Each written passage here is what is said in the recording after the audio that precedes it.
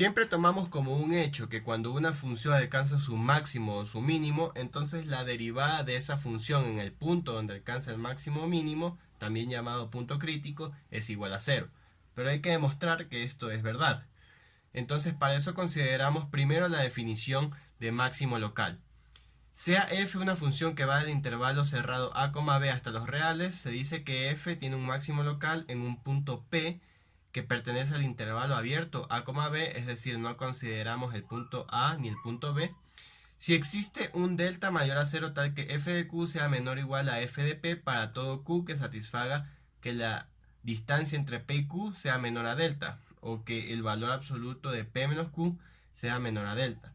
Entonces, si yo tengo acá esta función cualquiera, tengo aquí mi p, tengo f de p, tengo que todos los puntos entre p menos delta y p más delta satisfacen que el valor absoluto de p menos q sea menor a delta. Entonces, por ejemplo, este q de aquí tiene que satisfacer que f de q sea menor o igual a f de p. Y en esta figura sí se cumple esa condición. Ahora, el teorema dice que si f es una función que va del intervalo cerrado a, b hasta r, tiene un máximo local en un punto x que pertenece al intervalo abierto a, b, y si f' de x existe, entonces si existe la derivada, entonces la derivada en ese punto tiene que ser necesariamente igual a cero. Entonces cojamos, por ejemplo, ese x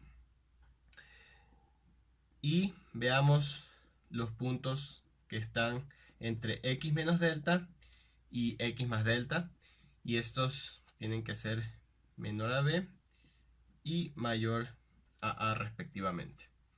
Ahora cojamos un punto que esté entre x menos delta y x, un punto t que esté entre x menos delta y x. Ahora, sabemos que como x alcanza su máximo local, f de x va a ser mayor o igual a f de t. Y también sabemos que t menos x es menor a 0.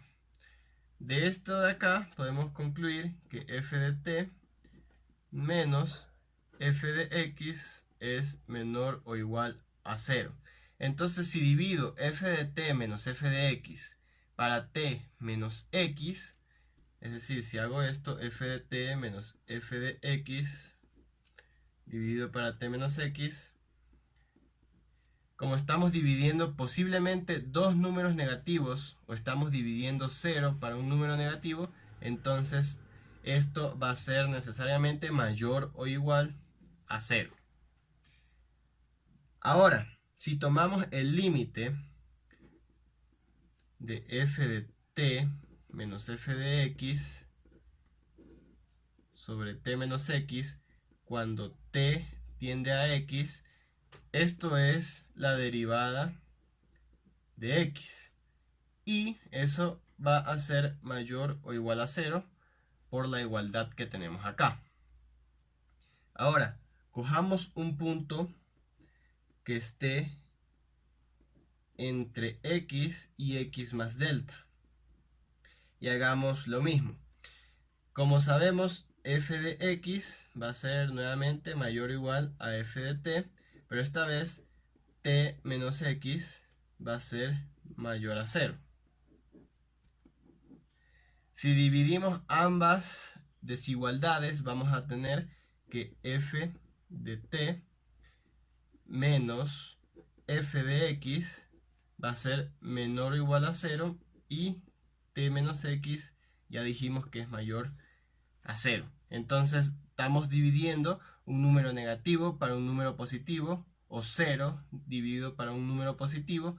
En todo caso, f de t menos f de x dividido para t menos x va a ser menor o igual a 0. Si cogemos el límite de f de t menos f de x sobre t menos x cuando t tiende a x, esto es f' de x y esto va a ser menor o igual a 0 por lo que tenemos acá. Entonces hemos llegado a dos cosas. que f' de x es mayor o igual a 0 y que f' de x es menor o igual a 0.